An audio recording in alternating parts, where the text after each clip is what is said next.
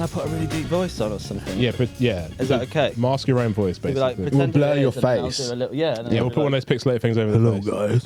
Guys. We always do a super serious intro, don't we? Yeah, I know. Yeah. We do have to do the normal, like, say, subscribe and all this stuff. Like. Yeah, okay. I think this is the intro. I think this is the intro. To be fair, I think that we should start making a trend of asking people to like and subscribe to the content after they've watched the content. Nah, we need support, so just do it. Okay, all right. Cool. Just, I'm for it. Starting. Yeah, Start and beginning end of and... it. Regardless, show some support. Twice as nice. I like Beginning, that. middle and Yeah. end you want. There we don't go. Exactly. Just a little ad break in That's the how you middle. complete a story, you know. Sometimes the story needs to start and finish with the same thing. you? Exactly. So anyway, he's here now. He's Mr. Etherwood. Hello. Hello. Woo.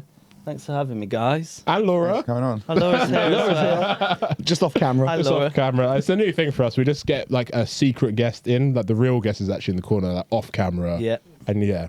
But she'll say loads of stuff and you can't hear it, but we can. So it's a new feature we're doing. She's basically provided my script for this whole thing. Yeah. Anyway, It's actually holding. it was only right that she was here. PR, Yeah. Got all the talking points to hand. How are you though, man? I'm good, man. Yeah, thank you. You two were in Switzerland. I mean, by the way, this isn't going to come out like straight away. So I always do this thing where I forget that people are watching it out of context. Yeah, I do that a lot as well. So doesn't really matter. You guys were in Switzerland. How was that? It was lots of fun, It wasn't was fun. Yeah, Yeah, it I was very tired. It was particularly good. It We was. actually got to... We sort of... Yeah, woke up in our own bed and then... Well, not Jack and I. Yeah. Well, Not this time, at least. Not this Shame. time. No, it was a shame. That was the only thing the gig was missing, really. But no, yeah, we got to I got to leave. I mean, that's not that's not the sign of a good gig, is it? Really? I've been held hostage We at got every to leave gig. quite early and go home. So yeah, I loved it. No, the gig was amazing. Yeah, crowd were great. It was the first D&B festival in Switzerland for like 10 years, apparently. Sick. Pretty stacked lineup. It's a nice country as well, isn't it, man? Yeah, there's a big spread, wasn't there? Oh, yeah, there was. The Massive, food loads was of- stunning. Huge like selection of Swiss cheese and biscuits and That yeah, it there was was. good. That was the But the highlight. actual gig was really good. Yeah. The gig was alright. Yeah, as the well, gig was amazing. Yeah. You did it back-to-back with Luke, which was vibes. Played with LSB, which was a good Our previous guest, go check that one out. Yeah. I'm getting good at this, by the way. Love him, yeah. Did you like that? What Yeah, you I did, yeah. Segue. Better Hey, if I you loved didn't that. like big yourself up. Yeah, after. Did you see what I did there? You meant to do it and then move on. Yeah. No facts. No, it's cool. Another gig actually I wanted to just ask you about because I imagine this is a pretty surreal like thing at the moment to be there is like Ukraine, right? You were there 2 weeks Yeah, ago? 2 weekends. And you've ago. been there a few times, right? I've been there. I played there years and years and years and years Yeah. ago. But obviously, since the war broke out, I actually played there last summer, which was really surreal. Yeah, it's like the journey there. It's pretty crazy. You fly. Can't fly in. Yeah. Yeah, you can't fly in. So you fly to Warsaw, and then you get a transfer from Warsaw to a place called Helm, which is on the border, basically. Then you get like a 13-hour sleeper train Whoa. all the way across to Kyiv, and then and you get there. And honestly, like Kyiv, the atmosphere there is amazing. You know, people are really upbeat, and it's fairly untouched compared to the rest of Ukraine. But it's still, you know, you check in, and they're like, if you hear the siren go off, then there's the bomb shelter there, and there's like a grey door next to the check-in desk. So it was really surreal, but like the gig was just absolutely phenomenal. Like everyone was absolutely, they were just so grateful that we were there, I think, and we were grateful to be there as well. And it was just this really lovely, warm, like the crowd were amazing. Everyone queuing up to give their thanks and stuff. It was awesome.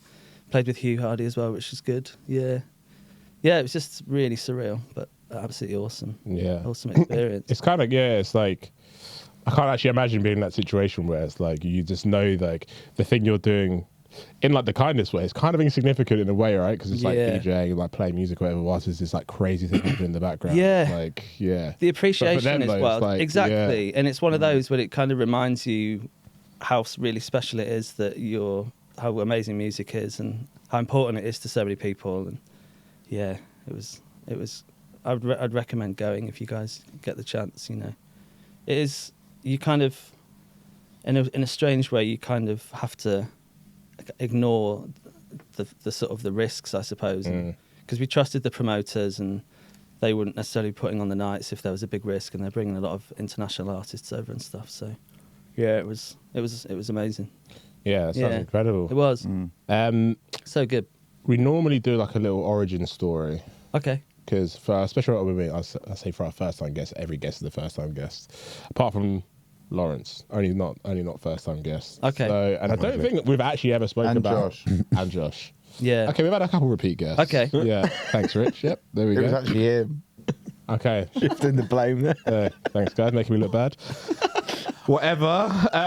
Yeah. No. So I don't think we've It's actually. hard to remember everyone who's been on Exactly. it. Like we're just so busy. You can't do that. You guys are way too busy to keep track of everyone who's been. Yeah, our friends that come on the podcast. Yeah, exactly. Like, We are now, we're gonna like 2.5 years deep. And the first year, we only had to remember like 3 people. yeah. The downside of being consistent and doing more is that you forget. It's like 2.5 years now. You guys. It must be longer, to be honest, like because it was COVID when COVID first. Hang on, we're not the ones being interviewed. It's all right. We got to talk about Woody's origin story. Oh yeah, no, it's all good. Talk about Yeah, Woody's yeah. origin story. Yeah, let's go to the origin. I tend to do that when I'm being interviewed. Is just immediately bat it back. Yeah. So I'll like just To be chill fair, a like, bit. every job interview I've ever done, like people have always said to me, make sure you ask the interviewer questions. Yeah, It's you have to. like it. 100. Just Yeah. turn it back on them. Yeah. So what are you going to offer me? Yeah. Exactly. Like, what did you have for tea? That works as well. But yeah, no, I don't think we've actually ever spoke about like kind of. I remember when your music first started coming out and stuff, but I only was aware of you as Etherwood. I don't know what it was before med school, I guess. Yeah, it was. So yeah, I guess. Well, firstly, like, what was the entry into music as a whole? Like, what was the musical upbringing like? And then we'll talk about like production, drum and bass, EQ and snares, all your favorites. Yeah, I love all that stuff. Yeah, well, my family were really musical. Like my parents played in a band together, so I was brought up. Music was just pretty much just my life, you know. From a really early age, I knew how much I loved it. I knew how much I loved playing, like guitar, keys. I was listening to like the Beatles. My parents had amazing taste in music, so we're just growing up with the vinyl on all the time, and it was just always in our bones, you know. So as soon as I was sort of old enough to start playing, I was writing little songs, and then my dad got me a guitar. My folks got me a guitar, and me and my bro had lessons for a little while, and then that's when I started really getting into it. And then I got this little 4-track like cassette, like Tascam old school recorder thing. Yeah. Like back in the day, you know. And it had these 4 channels on, so I would just like loop these 4 guitar loops over each other, and then just sort of sit and vibe to this. So you were doing Ed Sheeran before Ed Sheeran. Exactly, basically, mate. I was doing that way back. Innovator. In the day. Yeah, Nice. like really atmospheric stuff. Just like had this like delay and reverb pedal, so it started that just like looping all these layers and creating these atmospheres. And then my dad had a little drum machine, like. I don't know if it was a Roland one, but it's called drum machine. So then I'd like start layering beats and stuff over it, and then grab the bass, and then kind of started forming these actual sort of like the basic sort of production in songs. And then went to uni, did philosophy at uni. So I never studied music. By the way, you studying philosophy is one of the least surprising things I've ever heard. I actually thought a similar thing. Yeah, I know. That's beautiful. Well, I'm like, glad. I wish I'd studied I'm glad philosophy. that comes across. You know, as if it was like, no, I thought, I don't know, studied karate or something. At uni, sick. Yeah. Yeah, but no, yeah. So I did philosophy because I just loved it, and I was always just asking questions constantly, and to be honest, I really didn't know. I didn't want to study music because music was always a release for me. I've spoken to a lot of people who had a similar sort of vibe, where it's like, I never wanted to be forced to kind of make tunes, have a deadline, you know, like here's your brief, and it's fun to do that. But then it was always like that was my escape from work, and so through uni I started. My friends, all of my like housemates were studying music production. So then that's kind of how I started getting into it. They were using Reason at the time, so I started making music on Reason. Reason for the win. Gang. Yeah. Some people still use Reason. Yeah. Yeah, well, I still use it. I used still to- use it a bit, but Yeah. I moved over to Ableton in the last couple Smart of years. guy. It's just, it was one of those. So I started making, and then as soon as I got my head around Reason, that was it. It was just like the world's your oyster now, really. So I started making just anything and everything, sort of housey stuff, techno stuff, sort of dubsteppy stuff, if you want, like halftime, hip hop stuff, just anything. It always started with the music, started with some piano melody or vocal or some guitar, and then the beat would always come at the end. It's like, well, how do I tie this into something like a genre that works? or something? Yeah, like a genre. So I wasn't kind of trying not to hem myself in too much, and then I just started getting really into drum and bass, like massively. And then I just felt my production just kind of speeding up a bit, and Like literally speeding up. Literally speeding up. I was like, well, how would this sound at 174? Like literally everything. Way quicker. How do I take this It's funny 60 with the- BPM tune and turn it into a drum and bass track? Yeah. It's funny with the thing you're saying about the studying thing, because I can completely relate. Like, I did guitar lessons as a kid. Yeah. And it was like really fun, like learning the songs. And then as soon as you get to like grade 4 or 5, is it, where they like write theory? Yeah.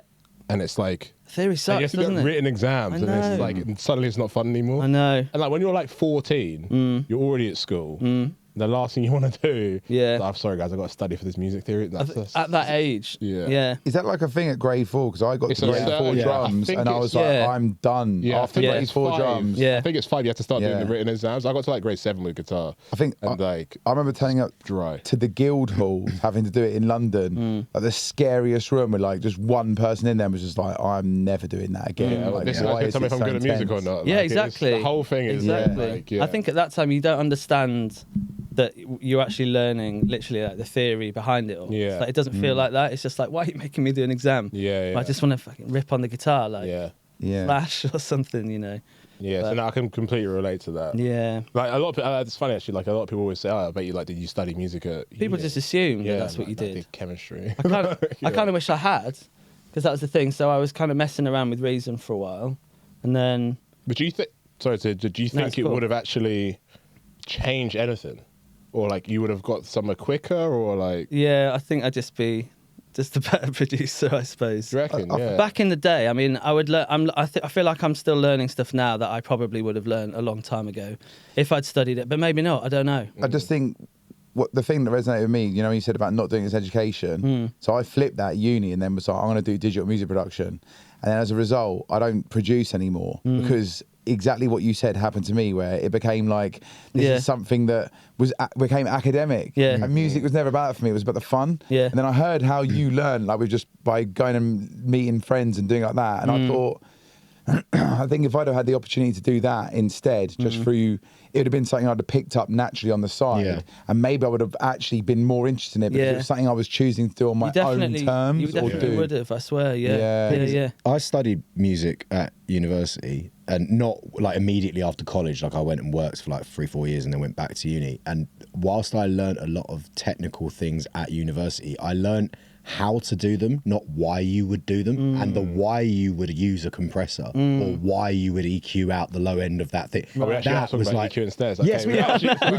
Okay. But like it was the why, not the how, Yeah. and what you do. It was Yeah. the why you would draw for that tool in that instance, and like that was a thing where I was like, that's what you did learn. In no, that's what I didn't learn. Oh, okay. That's what's like I learned how to use it and what it Right, is. but you didn't. Yeah. And I could have learned that from a YouTube video, Yeah. but like the why I use it, that was just from experience and practice. So like, I don't think the education side of it's necessary. I think the other thing as well is just like you're obviously learning it from like one person's perspective. Yeah. Like I've been told by several like different producer friends how to do the same thing in very different ways. Exactly. Yeah. And that's the thing, like almost in a way there's like a joy or like whatever it is, like forming your sound is kind Yeah. of figuring that stuff out for Yeah. yourself a little bit. Yeah. Yeah. The way I liked it was, I was just started off and I knew that the track didn't sound good, and then it's kind of fun to figure out why, and then what I need to do, and you'd listen to the first few drum and bass tunes I made. It's the same for all of us. They just sounded they're just- so awful. When you think someone about needs to it do, now, like, one day someone needs to do a compilation of just everyone's first yeah, project. I think it'd be incredible. it would, wouldn't it? Yeah, yeah. God, I feel like a little like antique masterpiece. Yeah. I remember- Put it on vinyl. Years ago, I sent London Electricity one of the first versions of my tunes, and he was like, "I'm saving this as insurance, just in case." And I'm like, "Thanks, T. Yeah, I appreciate that." But yeah, man. But yeah, so that was it really. And then I started trying to make drum and bass tunes. And honestly, when so then left uni, I wanted to be a therapist. So I worked with people with mental health problems for a little while, and then I don't know if you guys remember Jack Wob. Yep. Yeah. Yeah. Yeah. Is he from Leicester? Or something? He went to Leicester Uni. That but was it, yeah. He's from Lincoln, which is where I'm from. Like Yeah. we were good mates for a while.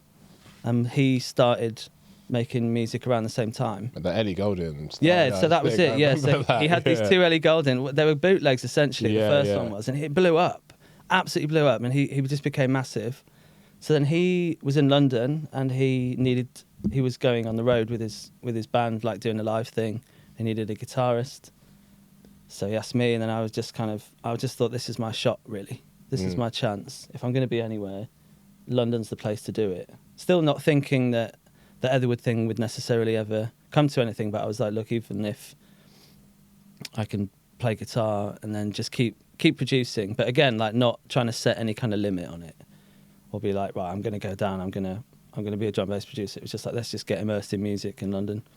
And then I put out this like 4-track EP for free, and I think Jack was really helping like to spread the word, because he was playing shows like with Logistics sometimes, and he met like John Rake and some of the Hospital guys, New Tone, and we were sitting backstage just randomly, and then this tweet from London Electricity just kind of popped up, and he was like, I'm listening to your music. The New Tone showed me it, and I was like, whoa, what the hell? These are my heroes, you know. Like, how have they got this for a start, and how are they listening to it? And I still don't really know. I don't think I've really asked them.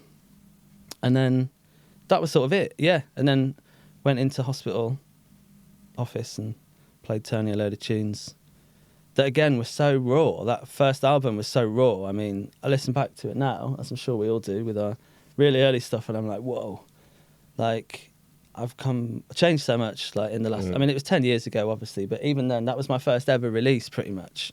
That first album I hadn't released any other music before then.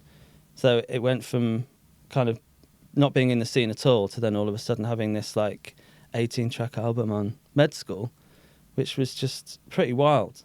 The album smashed it, though. Yeah. It literally took the drum and bass world by storm. That was I don't think anyone was expecting. I know we don't really care about awards and stuff. Yeah. I remember the awards that year, and it was like, I was like, oh, this guy.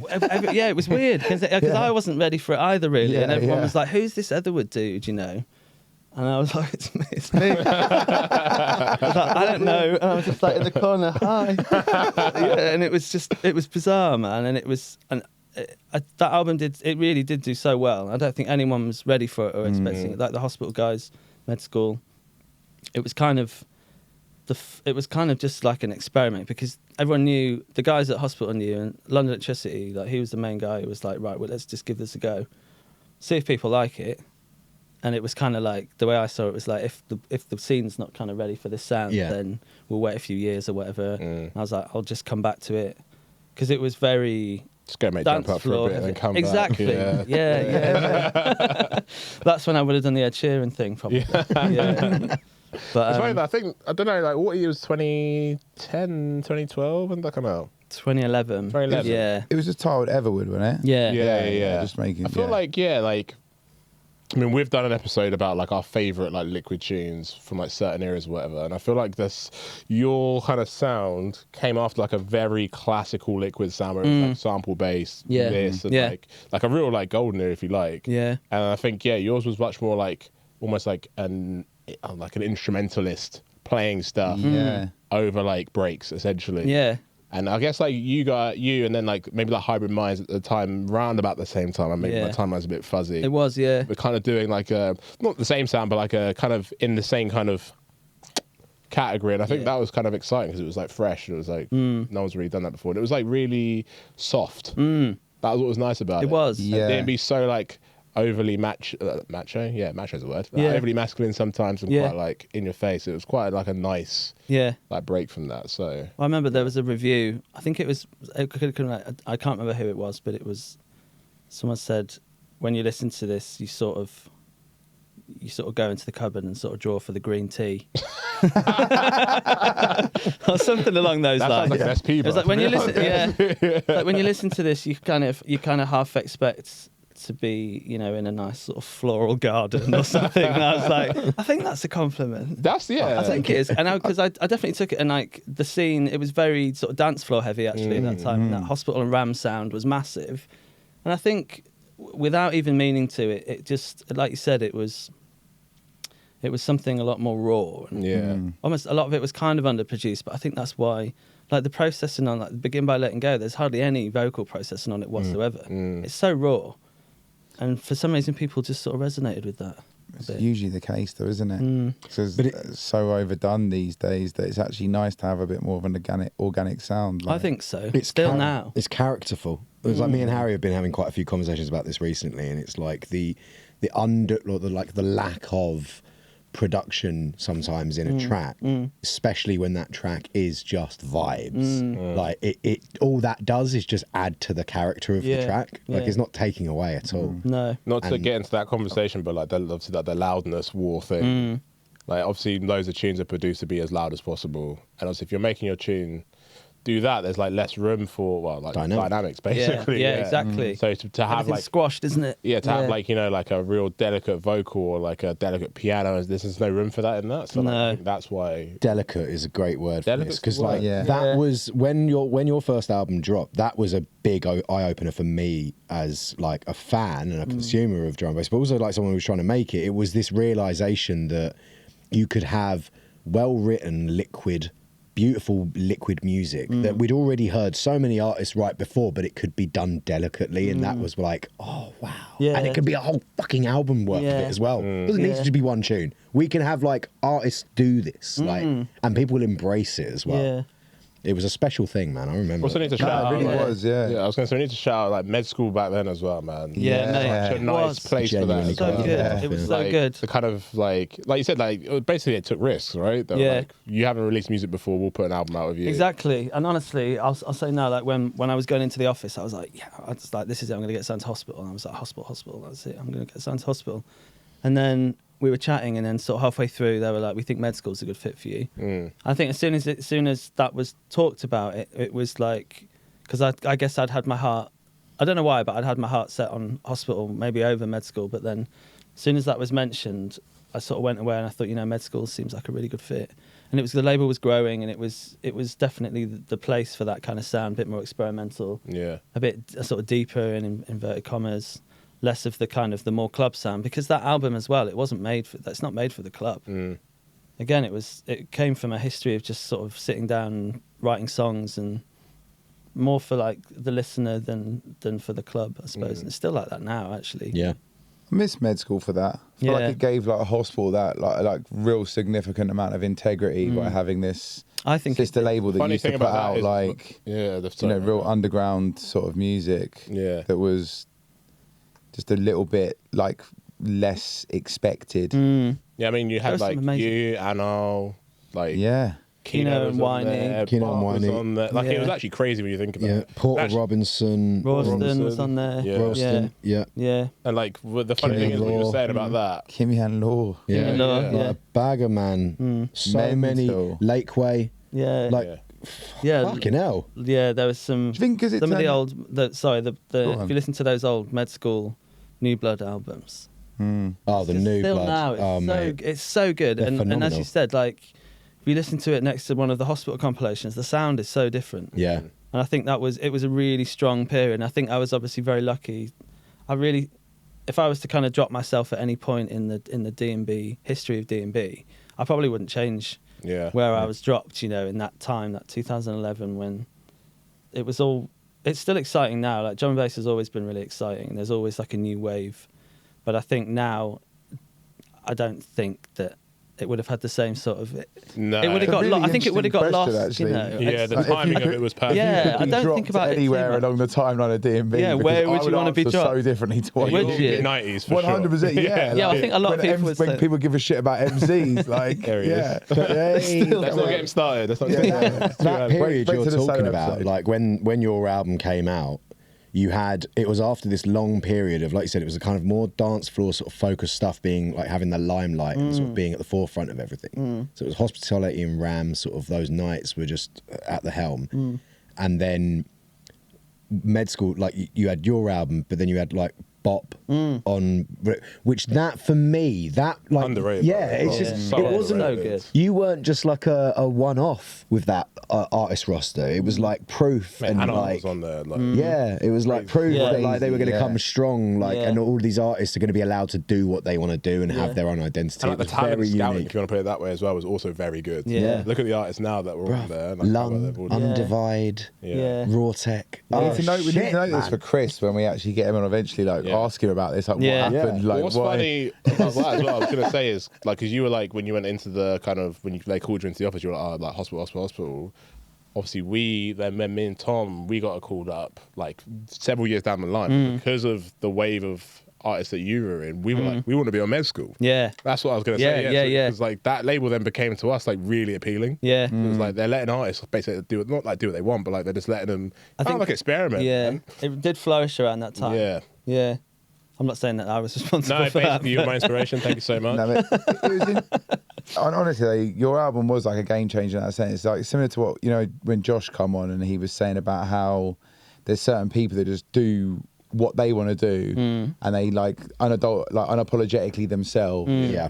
And as a result, you know, the people that is this very much like we said, like chasing culture, and people that are like learning from like one or two producers, and it's like their sound ends up like them because you come from that organic place. You're a perfect example of how that just worked in that time, and how you could just get away with being raw because you were just doing like your own thing. I wasn't. Yeah, I honestly, I don't know. A lot of people say it, but I wasn't really even listening to like a lot of drum bass when I was making that album. I wasn't thinking about how's it going to fit in the scene. I didn't even think it was even going to get to that point, you know. So I was just sitting down, like writing songs.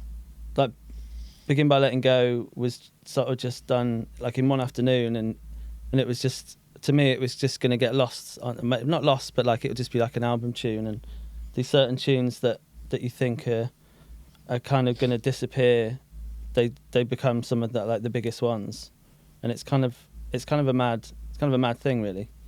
I think I've kind of gone off on a little bit of a tangent there. That's but- what it's podcasting about, Yeah. man. It's the most tangential it's- podcast there is. It's kind of mad to think about it, really, when you think about like the history of it. But yeah, there was never like a right. This is who I want to sound like, or this is the kind of the subgenre that I want to be associated with, or anything like that. It wasn't, I want to be a Liquid, or I want to be like this, I want to be like this. And I had my heroes, obviously, like we all do. But Yeah. Who were they? Like, so obviously we all got influenced in the people we like listen to their music, but what you said rings true to me, because if I'm writing like bars, I won't be listening to any DRS, SP, anyone.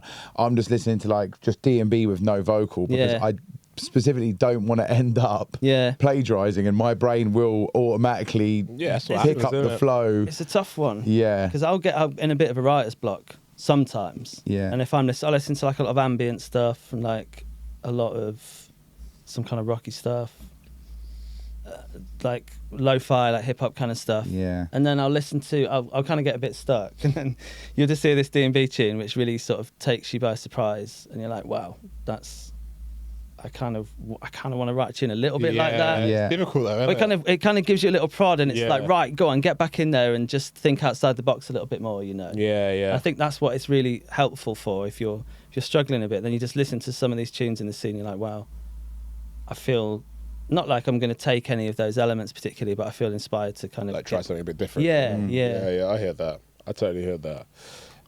What would you say, like, since you've been, like, you spent, what, in like 10 years, I guess, with med school and hospital in total? What would be, like, the key, like, I guess, like, yeah, what were the key factors there to, like, help you grow as an artist? And, like, looking back, what would you say were, like, the kind of the most significant parts of, like, being on that label, basically? They just helped me, Matt, so much. So much. They were helping me.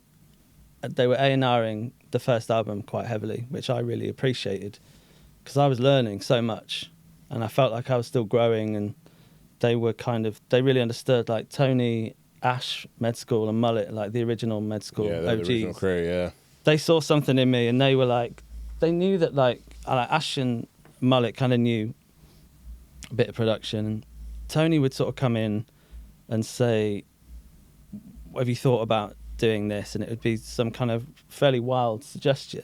That doesn't surprise me at all. Like, why don't you have a break in and have like a horn section or something? And I'd be like, you know what, let's try it. And at one point we were going to go and speak to like the Herne Hill choir and get the choir in and stuff. And then we decided at one point we just got everyone from the office. We literally got everyone from the office down into the studio to basically try and fake a choir for one of the tunes. And obviously we knew that not everyone could sing, and it sort of sounded like Did it not work? but we tried it. I was like sitting there like This is great. is this working? Or... on a hip hop tune on my album, Joe done the same thing and got them down, and it's there. Yeah, But it's like way less could of work. it wasn't like beautiful singing. It was just like sort of repeating like a vocal that I'd said. But like he said he nicked that. I think that's been done a few times. Yeah, it probably has. But run out of ideas. He's like, right, I've got fucking there's this one idea that always works. We get all the stuff down.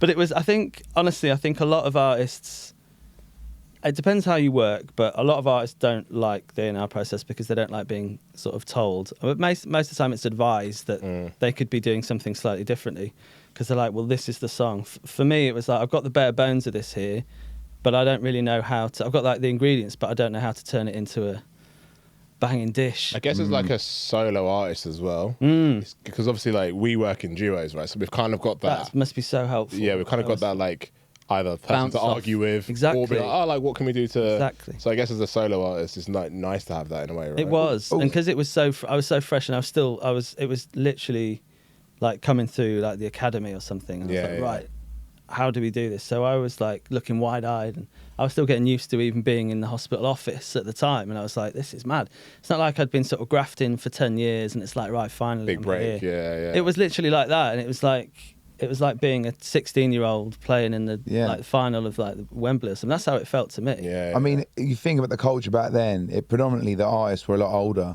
It took you time to get to the level that you entered on. Yeah. But like, and that's I felt like it did. I felt like I cheated the system in a way. I felt a bit guilty, actually. There's always anomalies to the rule. Like, mate, you ain't cheated the system like some of these TikTok lot that are just like instant fame in seconds. You know what I mean? Yeah, I don't give a fuck. Like, facts. Like, I told you I'm here to get cancelled. How to sound 40.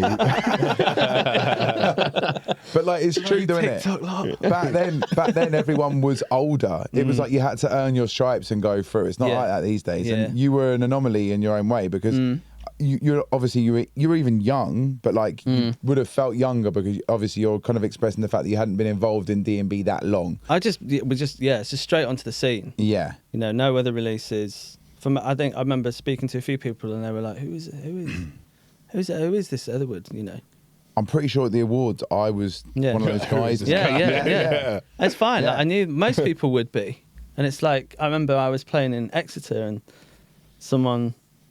I think my mum, bless her, was like, "You've just won 2 awards," and I was like, "Wow, really?" Like, that was mad. I mean, it was all absolutely mad. Was it 2015? I don't know. I should know. It must have been not long after the first album came out, so it would have been 2012. No, I'm getting it wrong. I think okay. 2015. There was. 2015 was when I my got it wrong. second album came out. I'm thinking 13 or 14 because I won Best Newcomer Might have been MC 13. 1 year, but I'm not sure it was the same year. But I also felt like a had to get proper that in imposter. there, Yeah. By the way, guys, what year- I what- also won the what year was that They don't again? do that award anymore. So like, I don't win a Best MC award now, have I? So here we are, mate. Man's got to deal with a newcomer team. Yeah. The par, if anything. I came else- third on that anyone one. else by the way. won? Did you? I came third in Best Newcomer. Well, that's me and Tom came third. sorry, Tom. Me and Tom came third in Best Newcomer, yeah. What about I think you, Jack? I know, it's the same year, wasn't it? We got third No, for I best thought track you got and second for best album one time, I think. No, but I think the year we got third, you got second in the Manu Signal at the time, got Right. first. I'm pretty sure it was him, then you, then What us. best I newcomer? won the newcomer, Was the year after. Was yeah. Phone Line last year? Or is it going to be this year? Oh, no, too? yeah, no, sorry, we got second. Yeah, for with Phone Line. I was going to say, because I thought you were going to win it with that, actually. We got done out by Badadan, man. Badadan. I mean, Obviously. All Oh, yeah. to go up Yeah. against. What's yeah. that one? Yeah. Yeah.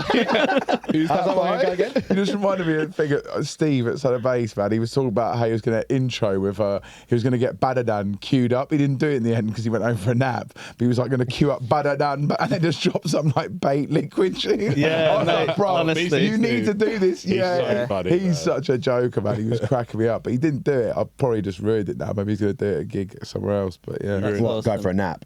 I think so. Yeah, he just like went to eat and then went for a nap instead than actually. That doing sounds it. like Steve too. Yeah. I felt like really yesterday. I'll just say I felt really out the scene. Like I was coming back from that Switzerland show, and I was on the train on the Elizabeth line going through London. I had my book, had my green It would have been tea. D&B All Stars, wouldn't it? Yeah, so Yeah. I was, and I didn't realise that was happening. Yeah, I was yeah. literally the only person on this train, sitting down. Came from a gig like a D&B show, but I was like in that zone where I was like, right, I feel like I'm going to put my slippers on now, read my book, have my tea, and then literally all I could hear, it pulled up, and I had my earpods in, but even over the earpods, like from outside, I could just hear. Like all these kids just chanting it, and I was like, "Oh, here we go." And I was like, "What's going on here then?" And then, yeah, and then they all piled on, and it was quite funny, really.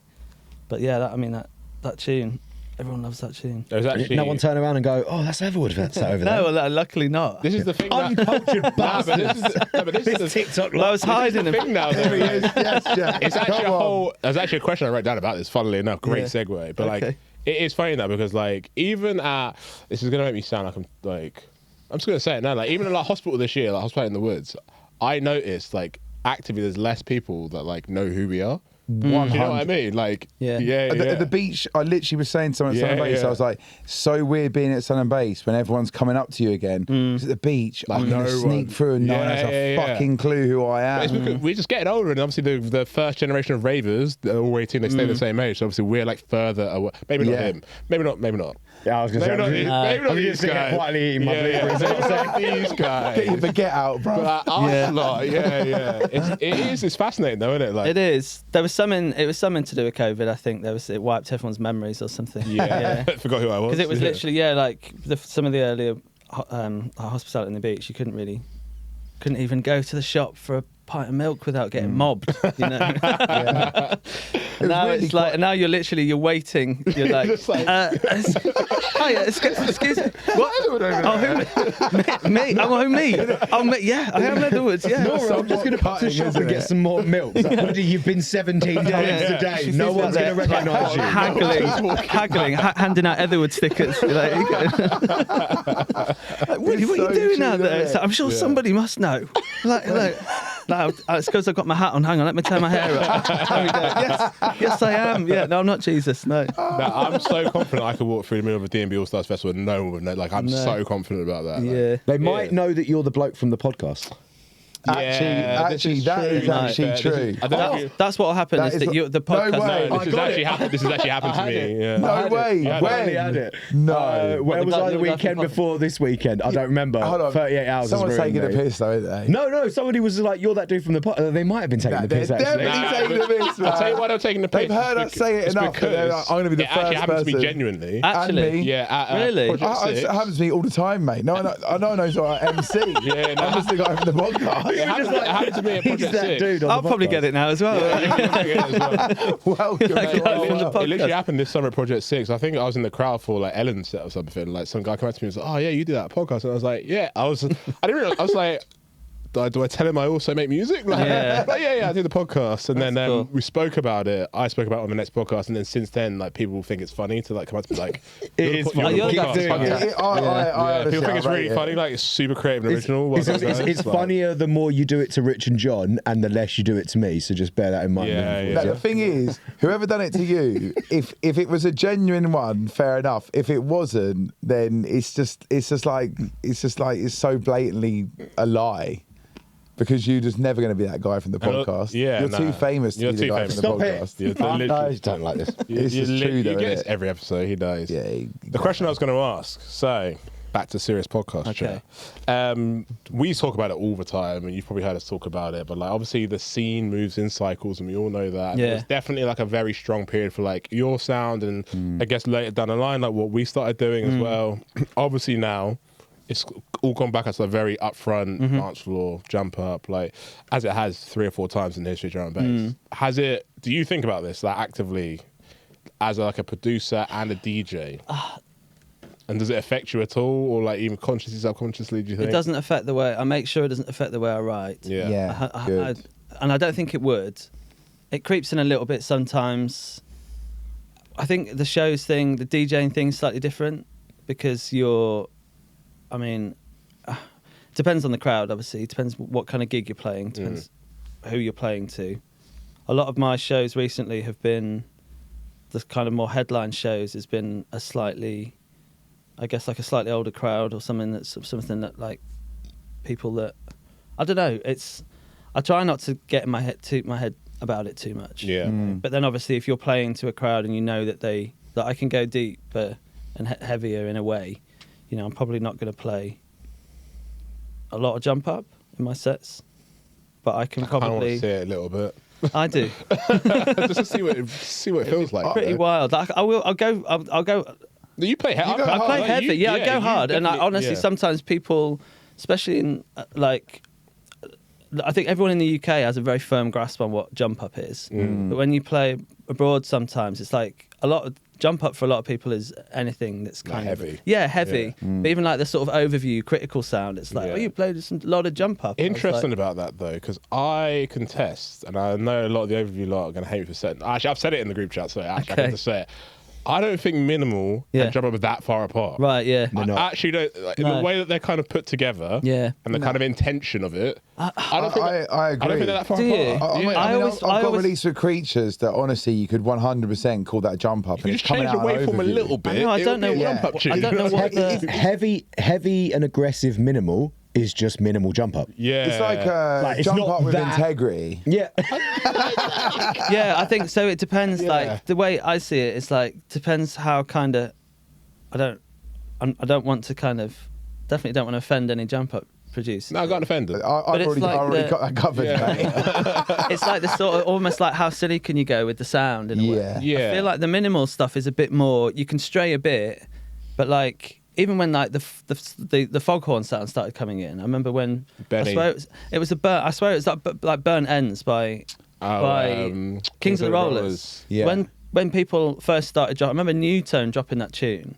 Everyone was sort of looking around like they didn't understand it, but there was something there. And then it grows and it grows and it grows. And I think with jump up, it's like the sounds are so kind of out there. Do you know what I mean? They're almost like you could take anything now and make it into like a jump up tune. But I think with the other like the sort of I guess like the deeper stuff, there's less of that the kind of really wild sort of sound. It's a bit more honed in. It can get that way, but there's something a little bit more. I don't know the best way to put it.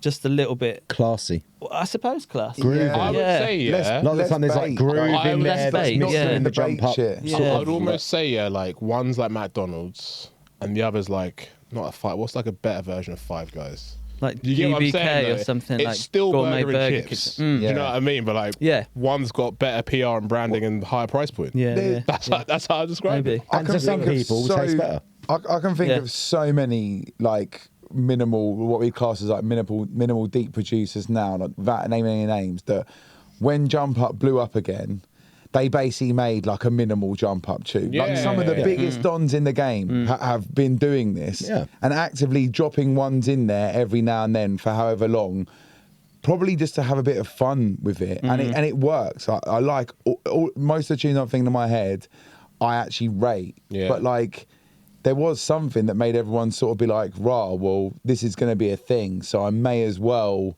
have some fun with it rather than just sitting there like Vision cussing it off and getting no bookings. You know what I mean? Facts.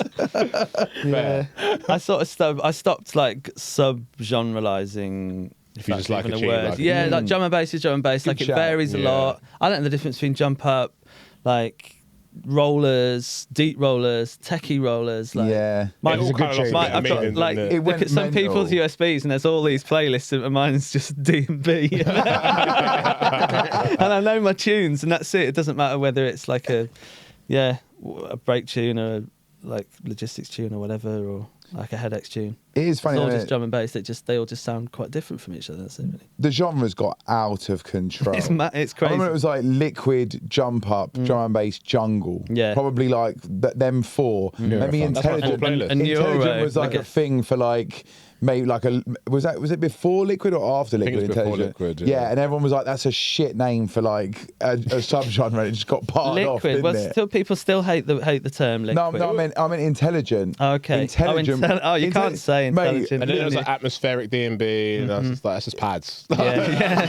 That's just pads. Yeah. But it's true, isn't it? It got Yeah. out of hand. Beyond them four, it was like realistically, you know, maybe Everything like fits Neurofunk into those was four. needed. The moment I Yeah. heard someone use the couple other term ones. power liquid, I was like, oh, shut the fuck up, man. what? I don't shut Power up. liquid? Power- Yeah, exactly. I Oh, heard is that someone like Next use Guy this term, stuff? and I was like, I was like, Yeah. I don't care anymore. Oh, is that what that You lot is? can have all your titles and whatever. I don't give a shit. I That's don't just care. Spectrasol to me. But Nah, power liquid Nah, was it's like the wrong end of it, mate. I mean, in a completely different term. Oh, It's right. just power. Power liquid. bro. Oh, right. Like so next got I Refuse. That's a power liquid tune, isn't it? Oh, is that it? Nah. They're not? Shock One remix of I Refuse would be a power liquid tune. Flipping it. So kind of There you dance go. floor-y, but Yeah, it's I'm not kind even gonna go. Exactly. we're going down It's a so nah, soft. yeah. So it's like if you can basically be like, oh, it's dance floor, but with a bit of it's like, so it's dance floor. Just Stepped outside. Yeah. Is that a power liquid Let's rhythm? not. Let's No? not. No. I'm quite enjoying it. Next Patreon episode, top 10 power liquid tunes. that is a tune though. This is the inane chat people want, bruv. Yeah. We've been Yeah. out, we've done our fucking market research accidentally. You know what? People come He out and said be like, that. we want the more sandwich The chat, reason he the said more that is- bullshit. It was the 1985 boat party at Hospitality on the Beach. Some girl came up to us and says, I love all the inane sandwich chat. Yeah. That's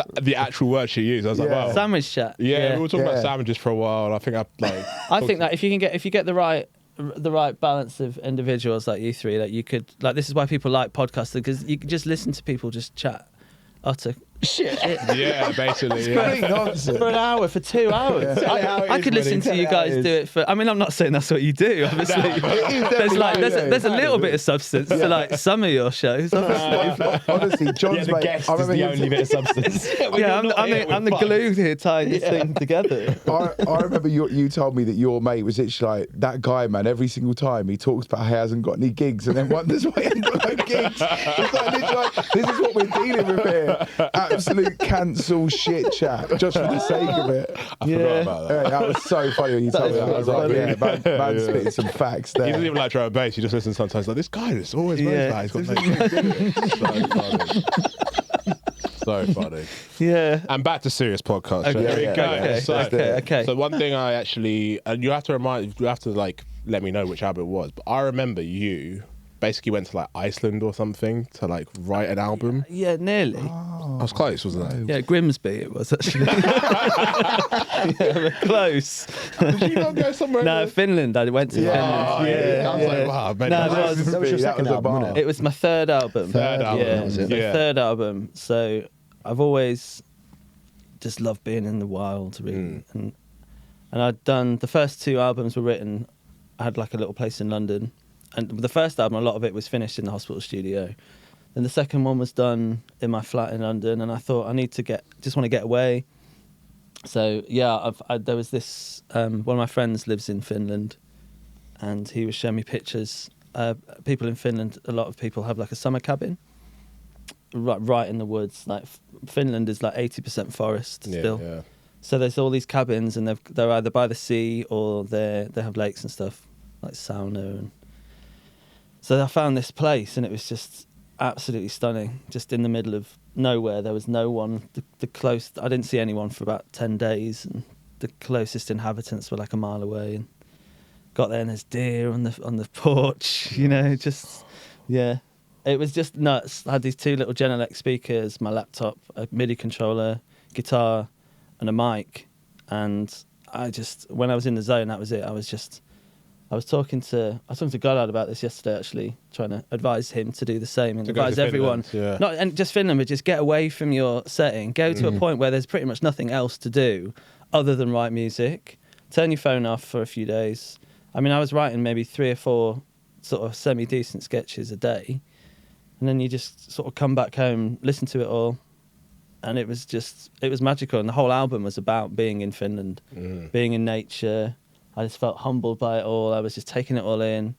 I was just like, wow, I was just in awe of it. And I was being fed it. It felt like I was being fed it. It sounds a bit wafty to say it, but it was like I was so inspired by being there. And it was It was kind of right. It was flowing through me, man. Yeah, but like, bro, I've read the Rick Rubin book. He talks about this a lot. Like, creators are meant to be a vessel, and it just goes through. I actually fully believe it. Remove everything else. Yeah. Get yourself out your zone. I know it's not easy to take sort of a week or 10 days off and just disappear, but if you do, like, you'll see, you'll just write. You'll write so much. And then I did it again in Cornwall. And it was sort of a different landscape for the last album, Neon Dust, and it was a similar thing. It was really stormy, so like the weather was very different. It was I'd walk down on the beach and the waves would be crashing, and then the ceiling of this little hut I was staying in had like a glass. There was like loads of glass. Skylight. Yeah, and it was like you could see all the stars and the moon, and it had a bit of a spacey, watery feel, and you can hear it coming through in the music, I think. Well, that was going to be my question, yeah, because obviously you've been fairly nomadic at times. Obviously, you've been writing along the way. And, you've kind of already answered it, but like, I was going to ask, like, can you really see the difference between the location and what you've written? I think so. And, like, tie them together, yeah. I can hear it. I think a lot of people say that Finnish out, the one in Finland sounds very Finnish, or you can sort of tell that it was written. But for me, you can hear, when I listen to it, I can immediately transported back to where I was when I was writing it and everything that was inspiring me at the time. Yeah, it's super special. That's also as important, I feel. Like, what a nice thing to be able to do, to be transported back to this beautiful place by your own music that you made there. Yeah, I'm just in Tottenham, isn't it? So it's not the same. Like, you should be writing gully grime or something. Yeah. That's what you need to be doing. Maybe I was you trying could to write this liquid shit. If you're, channel that grime culture out of you. I think as musicians, we're always, when we write, I mean, maybe I speak for myself, but everything that's coming out is coming from a really deep place inside us. And there's often, I spoke about this recently, there's often emotions that you put into music and you don't really realise you're putting it in. And I listened to one of mine a little while ago, and I was obviously feeling a little bit emotional, and I started kind of welling up when I was listening to this tune, because it was obviously, it's been fed with all this emotion. And it's basically like this diary entry, and then it's out there in the world. And you listen to it back and you kind of think, wow, I was really sort of going through something then. I didn't really know what it was at the time. And I'm probably over it now, but it's in there. It comes out in the music. So when you're out in the wilderness, with nothing but a spear and a loincloth, you haven't got much else to do but write and sit. And I was sort of meditating in the morning and just saying, right, that's whatever is in you, just get it out. Yeah, I mean, it's something I really want to do. I mean, we've spoken about, like, obviously not to the same scale of going to Finland, but we've spoken about just literally getting getting Airbnb for like 3 days somewhere, like remote. Anywhere. Like the furthest away from people we could be. That's a good thing. Like the lake, so you could even go to like Gloucestershire somewhere, or just a little cabin. It's just people can be a distraction. And like things are a distraction as well, like a noise, I suppose. Yeah. Go to the middle of Scotland. You don't have to go too far away. I would want to, though. Like, yeah, the further you go, the better. Yeah. We were talking about doing it for years, didn't we? But then it all kind of manifested in those larger scale writing camps. But we were like, the idea of going away with other people that are happy to just noodle on keyboards and screens, and less about sort of like writing a track that you're going to release in the end. It's more just like having some fun and just noodling. Yeah, like it seemed like you did it. You went there, made some sounds. Like you didn't come back with a polished article. No, you just took the inspiration from around you. It was just came with the bulk of it, and then turned it into what you needed to. Yeah. Because you've got it doesn't take long when you're really onto a tune. It doesn't take long to kind of get a vibe. A lot of it would just be like a riff on the keys, or like a vocal line or something, or just a chorus.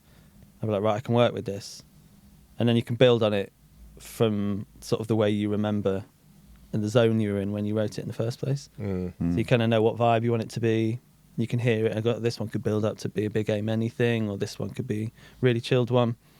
Yeah, it's just I honestly, you'll write some serious stuff, I think. I think that's also like maybe the advantage of being a solo artist as well. I think sometimes, I don't know if you find this, but like in a duo, and this is like kind of the nice thing about being a duo at the same time, is like I can start an idea, or Tom can start an idea, and we've probably got an idea of where it should go. But then because you're in a duo, you just hand it over, right? Yeah. And then you get it back, and it's like totally different. But then actually, Yeah. I would have never taken it down that direction. as well. This is a really, really interesting thing because I've always wondered this with producers who are in a duo, whether there's a lot of because everyone works differently.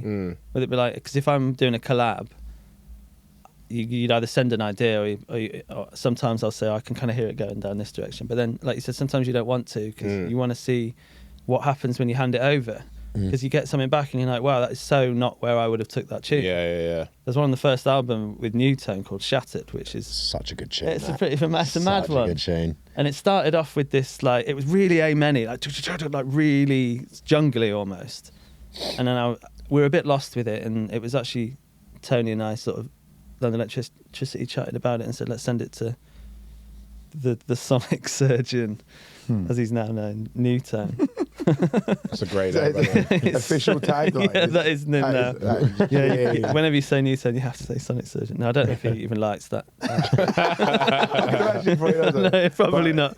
Sorry, Dan. It's a boss tagline. Yeah, it's a boss tagline. Yeah. Is that or Uncle Dan? Sonic Surgeon. Yeah. Sonic Surgeon or Uncle Dan? Yeah, I'm Uncle sure Dan. he'd prefer Yeah. Sonic It's like Sonic Surgeon. Uncle Dan he'll know what to do. And he sent it back, and it was just mad. And I was like, wow, like he stripped it all back, and it's got this it used to be really A-many, and it drops and just goes dum dum dum dum. It's basically just a kick. Yeah. With a little bit of hats in it, and I was like, wow, I've never even heard anything like this. And I it was remember just you so first cool. telling me that, because I really, really struggled to imagine what that would have sounded like before you sent it to him. Because to me, when I first heard that tune, it was like, there's no other way that tune could have gone. It just sounds so right. Yeah. But then when you told me that story, I was like, damn, the fact it originally was in a totally different tangent is crazy. So different. It's a sick tune. It's like kind of like when you get like a remix done, I suppose, and you get it back and you're like, yeah, this is sick. Like, never would have taken it in that direction. Or you're like, this is crap. Or it's like what on earth? Yeah, what they've done to this tune. Yeah.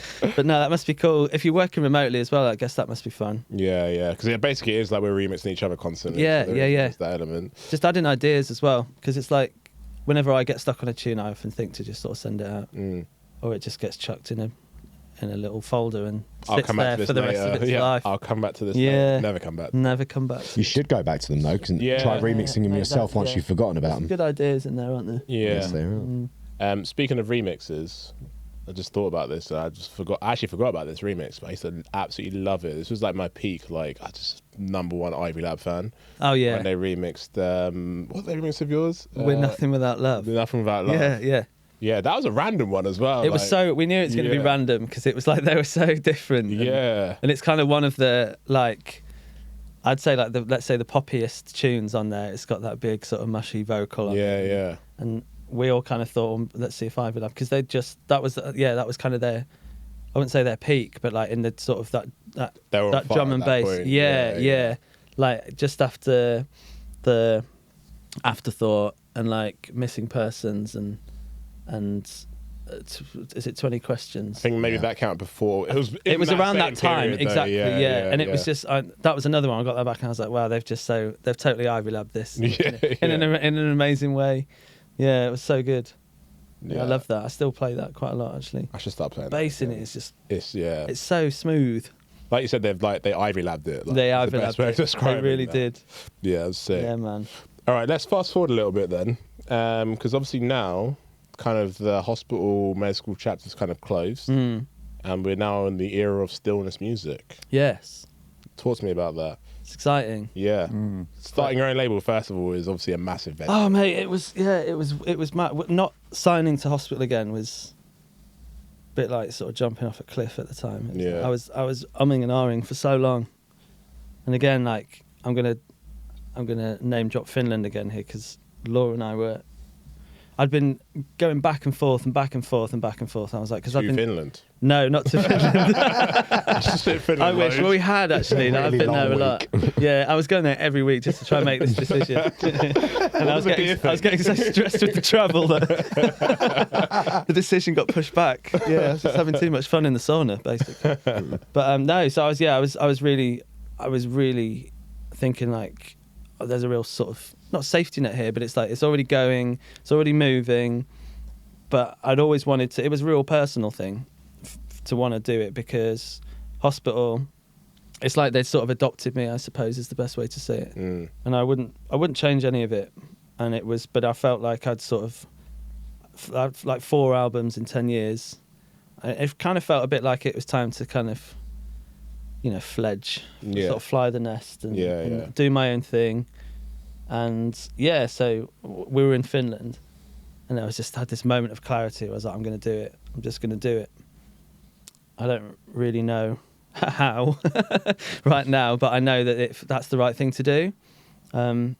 So then sort of started putting the pieces together and chatting to people, and I was chatting to people like Carlos, Spy, and LSB, and Technomatic, and Jack Workforce and stuff about it all, and it was it felt like the right thing to do. I almost feel like starting a label, and I have done neither of these things, so I'm probably the wrong person to even make this metaphor, but like having a kid is almost like, everyone, there's been parents since the beginning of time, but everyone's a parent for the first time. So it's like people can give you advice, but until you actually do it, yeah, exactly. It's like you have to kind of just work out. Well, that's what Spy said that a lot, because I think I'm the kind of person that really, I find it hard to make decisions a lot of the time, and I'm like, tell me what to do. Should I do this or not? This is what I mean. The oracle, like, please, like, someone could tell me. And then Carlos was like, yeah. and then I finally realised it's like no one's going to hold your hand through this and tell you what to do. You've got to just do it on your own. And and then I started working with my manager Frankie, and she was really influential. Like, she really helped me. I'm quite bad at getting stuff done generally, but I knew this is what I wanted to do, and I knew that, like, I needed some help, and she didn't just come on to help me with the label. We just started working together, but she was amazing. She really helped me because she's really good at getting stuff done. Yeah. So we kind of locked horns, and we were like, let's do this, and the first release came out like a couple of weeks ago, so. It's been a bit of a whirlwind, I guess. Yeah, you called it an EP, but... Well, this is the thing, talk to me about this. Did you? Yeah. I thought it was just a straight-up album, mate. No, it was... It's like 8 or 9 tunes? It's 8 tunes. Yeah. Right? So it's right on the verge. That's like the maximum length. Right, exactly. It's minutes, isn't it? So is it better to have a big something or a small something? That's the question. How many minutes was it? It was, well, I mean, this is the thing. We're not on the... It was 34 minutes, right? Okay. So traditionally, not that we're in that age anymore. A long play. It would be a long play. Yeah. Oh no, is long play? What's the... Long play is anything over 30 minutes. Okay. But this was on, like, when it had to be pressed to vinyl and stuff. Yeah. I think now it doesn't really... I didn't want to call it anything. I just wanted to call it Shoreline. But for, like, stuff like promo purposes and stuff, Shoreline could just be a song. Shoreline.zip? Yeah, it could have been that. Yeah, it could have been that. Yeah, Shoreline. It could have been lots of things, but I was like, right. First of all, I was like, let's call it a mini album or just an album. But then it's like, he's calling it an album, but it's only 8 songs. So I thought, if we call it an EP, not many people would be disappointed that it's called. You'll actually be surprised. Do you reckon? Well, I actually didn't care. I know, that's what I thought. Exactly. Oh God, I'm halfway through this EP and I'm bored already. Like, what the hell? Why Just working out what it's called. I reckon that's a better way round though, because it's like, I've got 4 bonus tracks to my EP rather than 4 less than what I should have on my album. I mean, to be honest, like, if you had 8 tunes and you just wrote an intro and an outro, that would have been an album. Yeah, the last one was like kind of a chill out outro in a way. Anyway, it's a bit more down tempo. Yeah, and I thought I was going to do like a big full on album, but then I thought it's the first release. Let's just see how it goes. I guess the campaign doesn't have to be as mental as well, right? Exactly. That's actually fair enough. Fewer tunes, and like let's sort of ease in a little bit, because obviously it's the first release and it's the first time we've done all this, so it's been awesome. Yeah, it's still a massive learning curve, obviously. Kind of the whole thing of like, how do we go about promoting it? How much should we be promoting it? And what do we use as the sort of yardstick? Like, is this too much? Is this too little? All that kind of stuff. So we were like, let's just kind of go with the gut.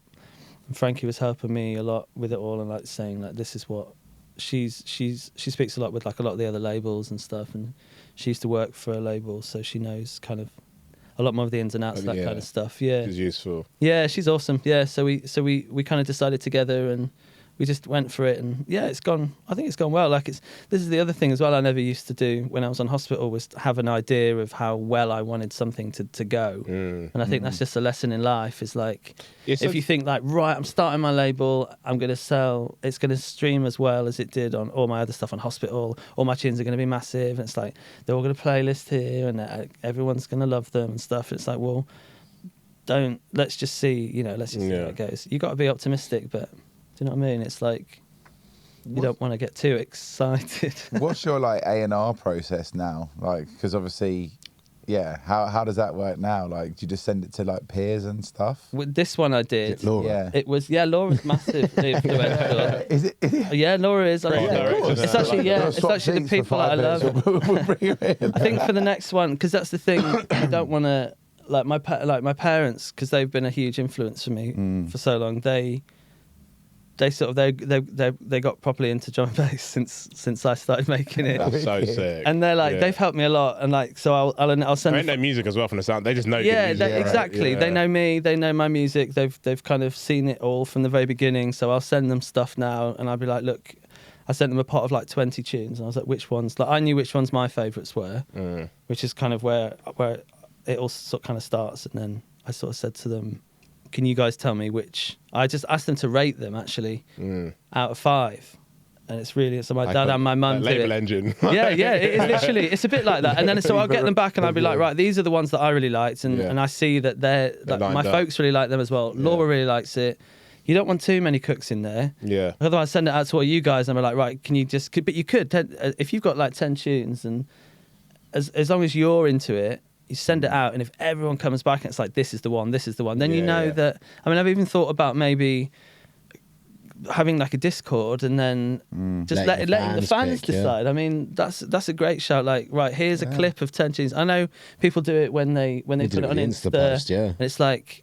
And I think that's the Insta thing though. They're all getting released. Yeah, well, that's it. Exactly. Like, which ones should I drop? Yeah. And I know they're all mastered already. I'm like, they're all getting released. So stop doing that, guys. We see through it. I mean, I quite enjoy those posts. It's nice to get a snapshot into what people. Don't get me wrong. Also, we've done like 3 or 4 of them. They're not all getting released. Literally, like 2 or 3 of them are never going to get released because they didn't get the love, and we just weren't really feeling them. We threw them in because we weren't sure. This is exactly it, and I think that's a good way to do it. And I think if you have a Discord thing, it's like your kind of super fans are in there. Yeah. So then you can really, and I think that's just a really special way to do it. To be like, look, guys, I've got 10 tunes here.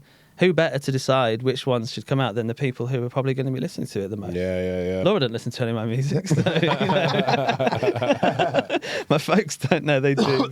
It's also quite nice. Like, I think I completely hear what you're saying. Like, it's nice. I think different people are good for different things in terms of feedback. Like, I know if I want technical feedback, send it to this person because they'll just think about that. Exactly. And then like vibes, like I've got like vibes friends who like, some of my friends who aren't really into drum and bass, but they love music.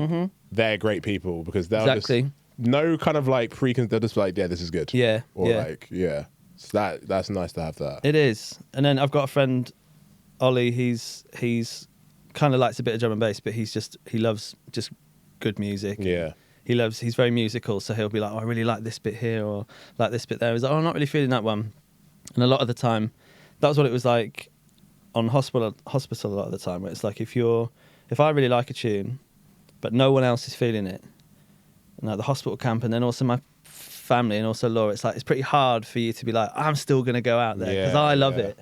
And it changes the way you feel about it. And it could be something simple like a piano that you're really into. You get that loop.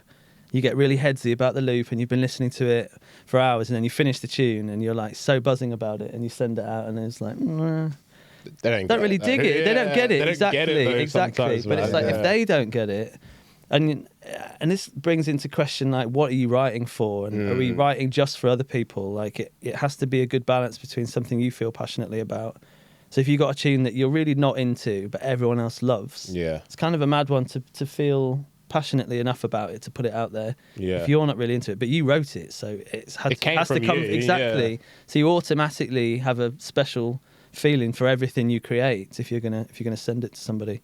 But I think that's a funny thing about music. I think Josh, we spoke about this with Josh as well. Like sometimes like projects, they're really just like a time capsule, aren't they? Like at this one moment when I was writing it, I was into it. Exactly. But things can happen in your life where you're just like, you can look back at it and you're like, that doesn't resonate with me anymore. Like, at all. We've got loads of tunes like that where I'm like, I know people like them, I just not into them at all. Exactly. You've got that creative freedom now as well in that regard that releasing music, where if you're exclusively signed with a label like Hospital or Med School, right? If you're writing music and it's good enough to release, but maybe not good enough to spearhead a campaign or like be a lead track from a single or an album or an EP or whatever, then the idea of like justifying the budget spend behind that release is a lot harder. Exactly. But once you're not signed to a label, like there are those like off-cut tunes where like you're like, I just love this, and I want to be able to put it out there in the hope that USB Mate, this is the thing. This is the thing. I've got so many. You can do it got now. so You many don't ideas. need the budget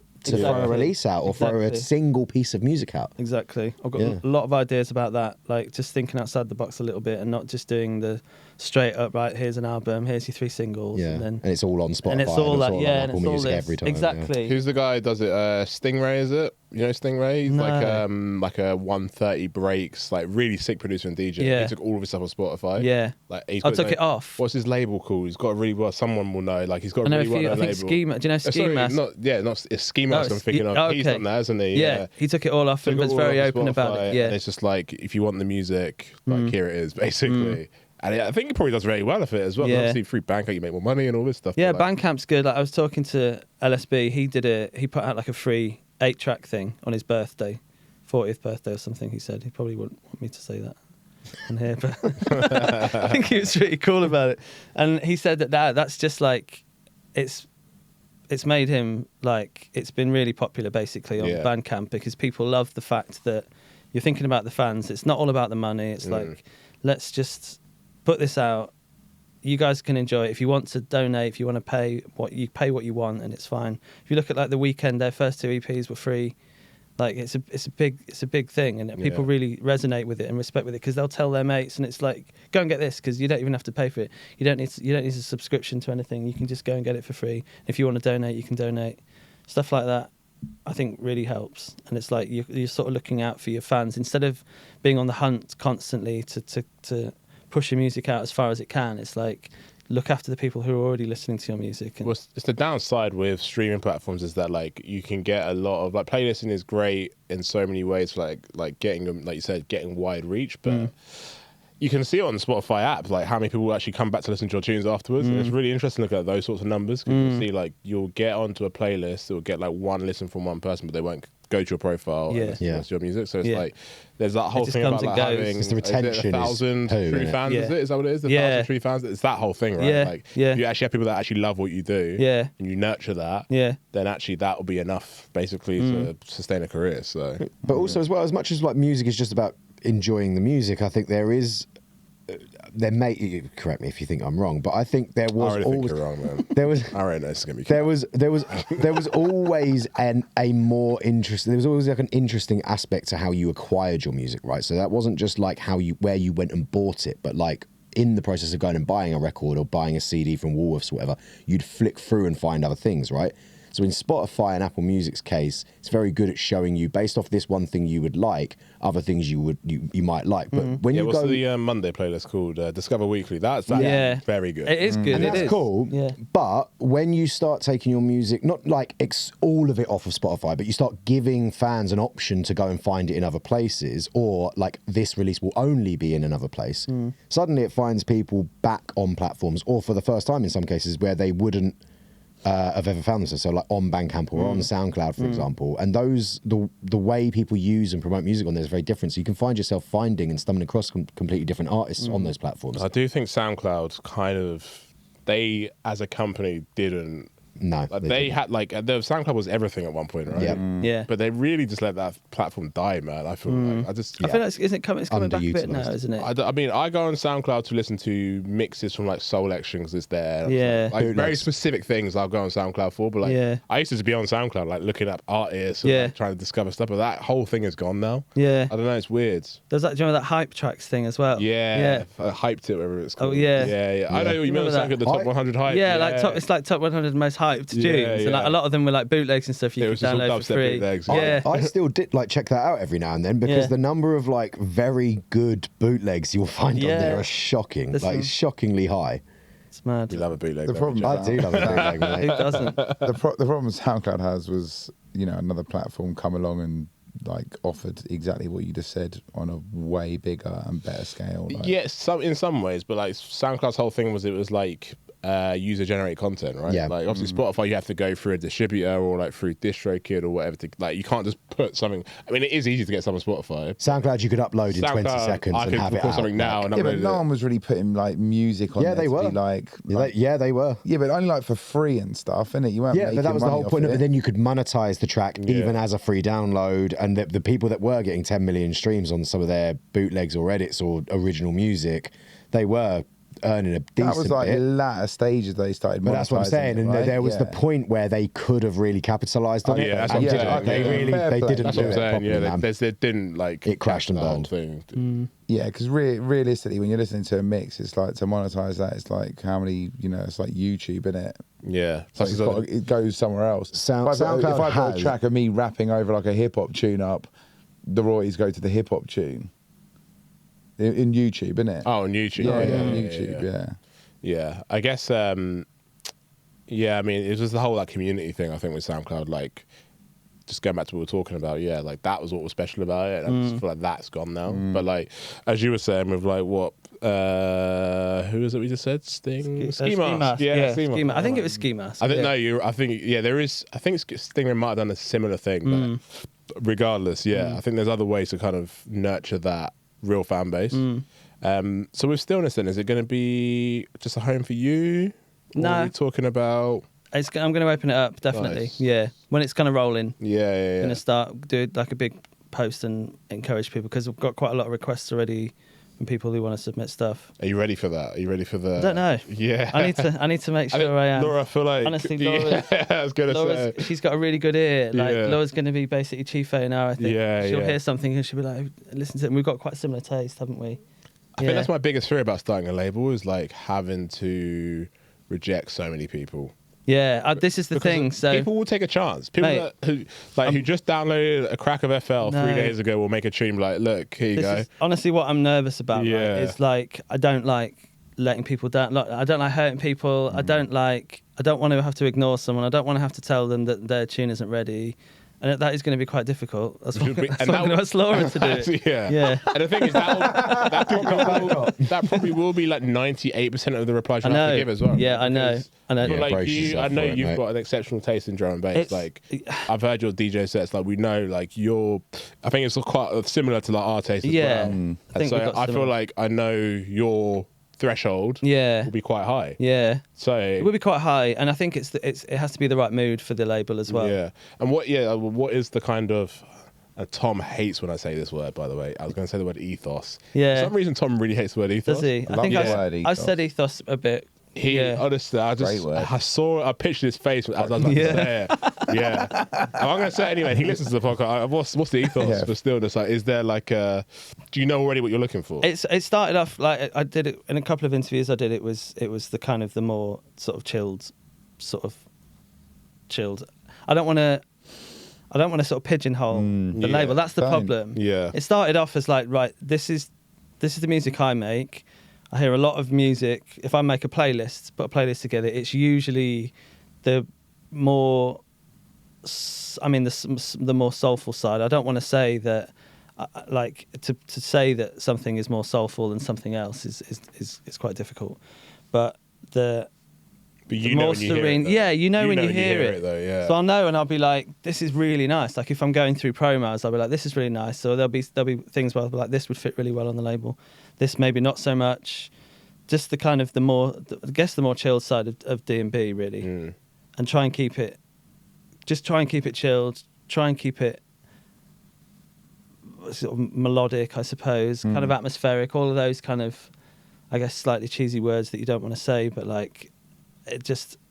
Musical. Yeah, musical. I think that's the word I've been coming back to recently. Like, just musicals. Yeah. It's quite like loose terms Stuff you're that using. sounds like me, the whole, basically. That's like the whole point, isn't it? You don't want to like limit. No. Like, why would you want to limit what your output is? I think a lot No of jump like out, basically. That's a lot of like, the most iconic labels in D&B, like especially from like early on, they didn't do that. No. Like your V's, like you've had like the full spectrum of drum and bass released on that label, you know. Yeah. And I kind of miss that a bit. It's all like, you know, people like go to the one-stop shop. You know what you're going to get with that label and that, and it's actually it kind of like it's a tough makes one. it a bit sad. I get the formula. They learn how to pattern the formula and they have a fan base. But coming back to that chat we had about, you know, when you go to a label night and it's like you're just hearing like the same sort of music all over again. It's like there's no independent promoters. There's no like mix of artists on a lineup, and it's like, why would you want to have a label that's like that? You can have all the fruits of the loom. Why would you not want that?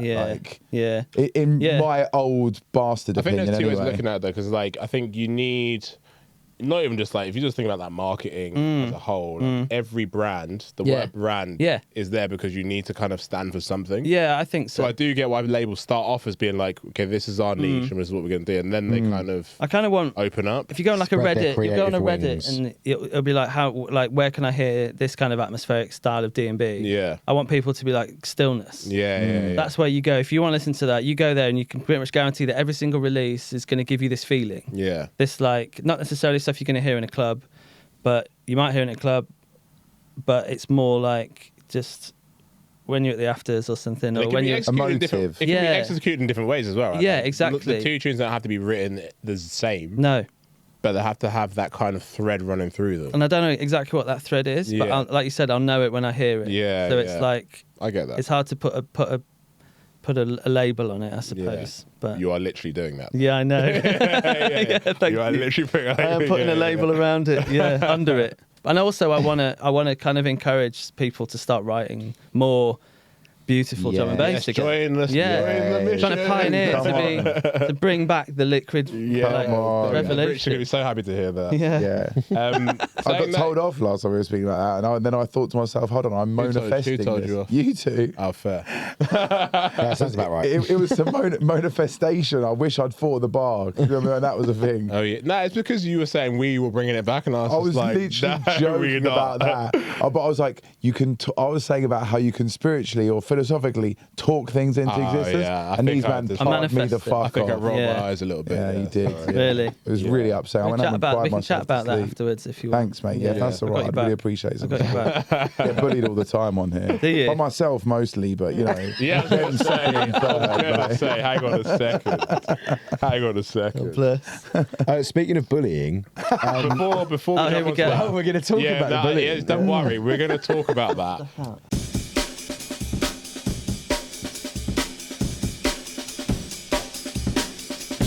The segue is speaking about bullying.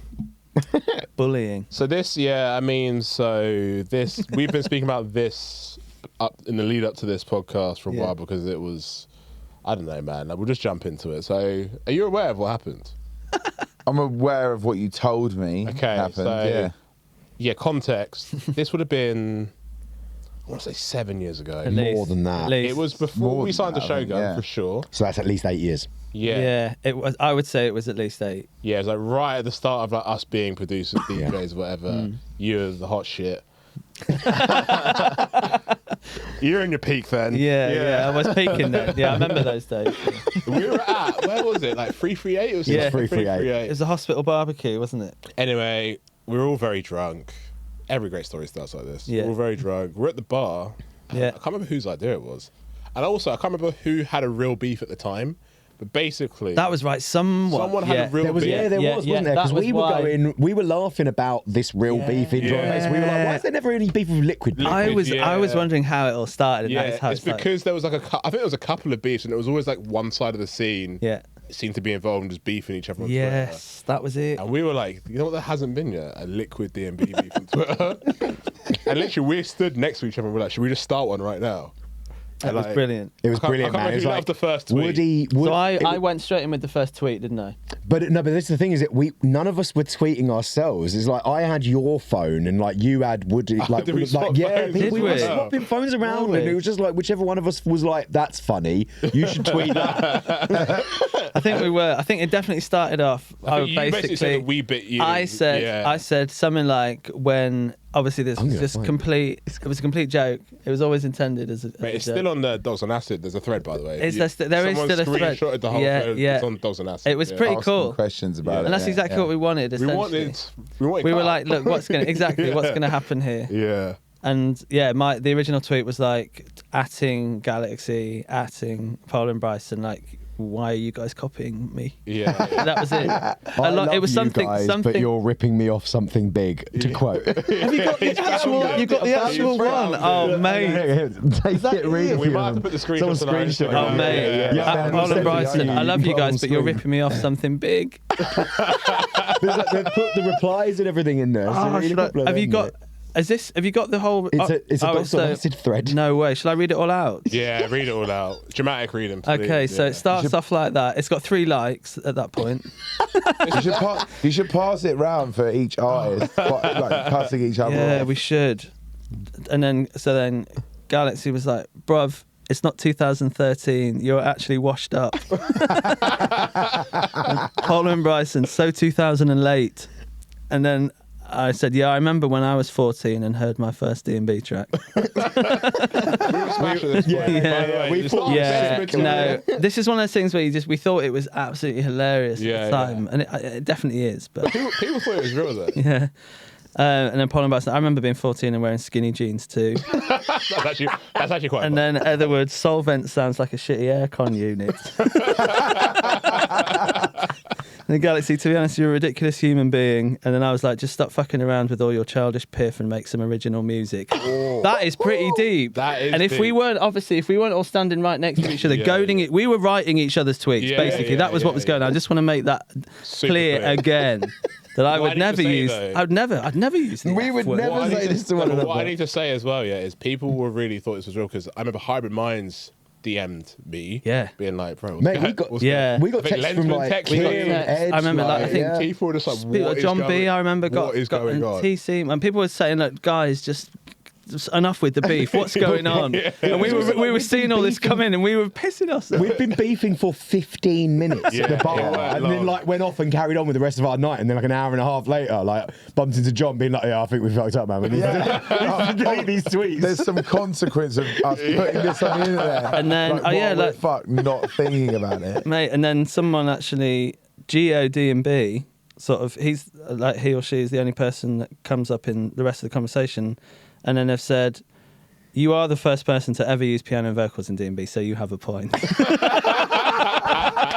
I was like, thank you. Even though it was all just... And then they said later on, it's like, I thought you were just having a friendly joke. Is he referring to a specific track? And it was obviously just a massive joke. And it ended up getting more out of hand than we thought it was going to get, really. Yeah. Because obviously you couldn't really tell. And it was quite heated. It was more heated than I remember. Yeah. I thought it was a bit more... But we were literally stood next, like... Obviously. Yeah, it was so funny. That was a good memory, wasn't it? That was... Yeah. One of my favourite things I think has happened on Twitter, to be honest. It was. It's all gone downhill since then, man. Yeah, where's the beef nowadays, man? Yeah, no, people are beefing still. Oh, are they? People are beefing still. On Twitter. But it's less fun. Yeah. We're all like 10 years older now as well. So it's like... We've just settled down a bit just now, haven't chill we? out a little bit, innit? It was funny. Yeah. I remember, like, a few people, a few of my mates, I think, as well, messaged me and were like, I think you should probably knock this on the head now.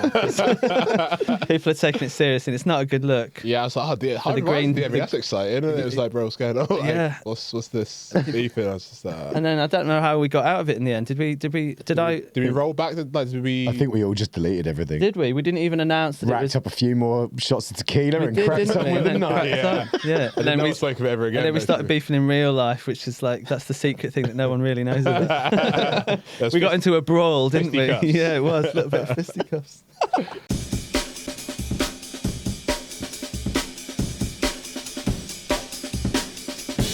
No, I literally don't think we've ever had like a technical chat. No, you who could do you reckon it got honestly. most techie with? Some people would love, and like some people would really love to hear it as well. Like the most like serious chat was maybe Jack Workforce, just because it's Jack. So. Yeah. I swear It wasn't even that serious, but like we've got he obviously brought in like politics and stuff. Like I'm about to say, like, from a political sense. And actually, Really? you're right, from a production and technical, like, he definitely likes that. yeah. But his podcast is more about that stuff, isn't it? Like Yeah. does Like one as well, doesn't he? like he goes more into that, but like Do you reckon he gets more or less listeners than us I as a result of serious production chat? don't know. I just think we don't need a podcast for that. Do you know what I mean? Like, Yeah, like there's so much of it. Yeah. Like, it's saturated. Just go on You know, Patreon and Literally, subscribe to like- like two you just people open and you're Instagram done. and it's already there. Yeah, like, yeah. Getting advice about like, phasing. Also, I don't really know what I'm talking about either. That's the other No, thing as well. exactly. People I should be hearing definitely it from me. Like, I definitely don't know what I'm talking about. I used to Yeah. get. I remember some of the trips. We should probably be talking about. No, I can't really talk about this on there. But like when I first started DJing, you get like the Let It Rolls and stuff, the big ones. You get in a transfer, and it's you. In the back, you've got fucking Calix and TB, Noisier, Miss Break, Antip or some shit, yeah, and they're yeah. all going in on this stuff, Yeah. and I'm just like, please don't ask me. I really like the think break. Like, yeah, I really don't want to talk about this. Yeah, it's Let's, so Can true. we talk about pianos or something? Mate, I had a fucking. I did a tour with Cats and TV, Australia tour for like 3 weeks, and Yeah. it's like Larry's chill. He's so Exactly. funny, but like Teams TV, is like fuck really, it up, yeah. It's just like, dude, I can't. It's like It's like being back in school. Yeah. It's like when you're in free time, downtime. Yeah. Can we not talk about work? We're just talking about No. hardware. It's actually And a really good way of putting it. I think Yeah. that's why I get bored so Yeah. easy. It's like, this isn't, You I don't didn't want come here to be to. educated on anything. Yeah. I come here to like have some And that's it. It's time. not Yeah. even Always talking about comes work. that. It's talking about how you can do your job better. It's like Yeah. imagine if like people who worked like as accountants did that in their spare time. No, but they Like, actually No. do that. yeah, but that's Have you ever what been in makes a room them with lawyers losers. before? That's what makes them Fucking weird, hell, man. like- It's a mad one, isn't it? Yeah. That's what makes them weird. But to me, he literally might as well be talking about taking a car to pieces and Yeah. describing how to put it back together. And I'm like, what is this stuff you're talking about? How do we have yes. the same job? Camshaft. Yeah, how are we in the same? Yeah, like how are we in the same transfer here? Yeah, it's so true. Yeah, All right, everyone's mad. warmed up. It seems Right. like. Yeah, man. I mean, he's definitely already recording now. I know, yeah. That's all on. There was some gold dust in that. I just checked, Jack, because There's some what's it, incriminating stuff in there. Oh, Did you hear about I'm Etherwood just cancelling- dissing TB on there? No one was actually dissing him. No, Just saying no, he loves exactly. intense production. everyone's chat. just Yeah. saying, chill the fuck out. But that's cool. I mean, that's Yeah. him, isn't it? Yeah. Yeah. Well brought back, guys. There we go. That could go on. Saved. Sweet. I mean, I'll I'm here I- cancelling I better myself just put every this week. on. Nah, no one's said anything too much. No. Oh, wait, let me get my blueberries out now. Oh, baby, I don't. Fucking Jack's ASMR on the Blueberries. mic, mate. It's my least favourite thing. Is it actually? I just look over, he's just like having a 3-course meal. I'm just like, bro. I had a Like, baguette one time. I Like, actually properly. What's that respect it. rustling? A raccoon's got these into men the were studio. talking. They were talking for a good while about something, and I was like, "Yeah, I've got at least 5 minutes where I can just chow through this baguette. Yeah. Like, it's not a problem." And then they made a whole thing out of it. because and yeah, he sits like if I look this way, he's like directly eye contact with me. He's like deep throating a fucking like tuna baguette. It was the And I'm lack just of like, what? It's so random. Like, do you know what I mean? Out of context, Like, it's where so did that- random. Like, you did where- like a double take. Firstly, where did that come from? Yeah, like I didn't. What's he It's eating? just the fact that like it was such a surprise. Yeah, Because the yeah. last thing you expect anyone to do is make like food background noise whilst doing a podcast. Yeah, it is, There's like- like rule number 1 of don't do's on a podcast. It'd be like Well, you know, chewing into a microphone. And obviously he turned the start mic doing. off. But at that point we don't know that. He just gets that sandwich, whips it out, and just starts chowing down. I looked round, I was almost crying. Like, it was one of the most Mate, you it can was really a play on fantastic that. moment. You can literally you can play it that next time and just bring in like a whole sushi kit and start like rolling it man, up. I'm gonna do it. But he won't have it. I got Right. turned off when I have a thing with people like eating, like I don't know, like my barber today, yeah, fucking, he was just eating wings, like whilst cutting my hair. I mean, that's a I'm like, liberty. I'm That is- like, that is a right, different like, level, That mate. is a Can we liberty. not? That is a Being liberty. serious. Yeah, yeah, and I was just like, Really? what we did? That is Like, disgusting. Where did obviously, he was What, like just with one putting his hand? hands Give up, but a I was shit, just like, like, bro. how What, long like does that take? scissors with one hand Yeah, I and was wing just on like- wing in the other? It's like, come on, man. How does that even He's about work? to like Where do touch you get- my head with Yeah, their honestly. hands. Where do you get your haircut? Yeah, Finsbury Fuck Park. Yeah, but what's the name of your barber? Yeah, he's Oh, the bar. You know what? My, you know the funniest, It's called yeah, it's actually the back of the kebab shop. Barber fried chicken. It's called. You know the funniest thing about that? Yeah, my barber has like he's got like 20,000 followers on TikTok, and he live streams like him. Like I'm on his live streams all the time. He has like 4 phones. One's just on the mirror, just live streaming on TikTok. He has bare followers. I found his TikTok the other day. Millions of people have seen him cut your hair Bro, with a I'm chicken wing in his one of hand. his- Yeah, yeah, I was about to say, Yeah, that's why I got those followers, because he's there. That's literally it. Wiping I'll- grease all over I'll your show you forehead. the TikTok afterwards. It's so funny. Yeah. One of his videos got like 100,000 likes or something. He It's just- starts- it's just him in the mirror. You know what He taking a starts hoodie his off. TikTok I'm just live. He's like, all right, guys, here's today's prank. I'm going to see how many weird foods I can eat. That is a thing. That is the thing. Like food is massive. So is this. There's like loads of barber accounts on there, like mad heads. So if you just combine the two, you just get the two biggest things on TikTok and mash them together. Yeah. That is actually, Johnny, though. That's awesome. Chicken wings of all things, man. It's not even like a. No, it's so greasy, isn't it? So messy. I was just like, I couldn't believe it. I'm amazed you sat there and took it. Yeah. The thing is, like, he's my boy, and like, I met every week, so I'm like, obviously, like, I don't want to, like, we need to maintain a relationship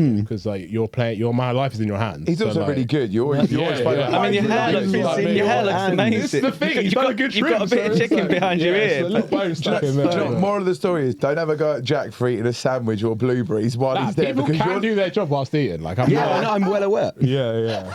He's doing his job now, literally. Fucking hell. That's the outro of the podcast sorted. We always have a. Actually, do I want to read these group chat questions?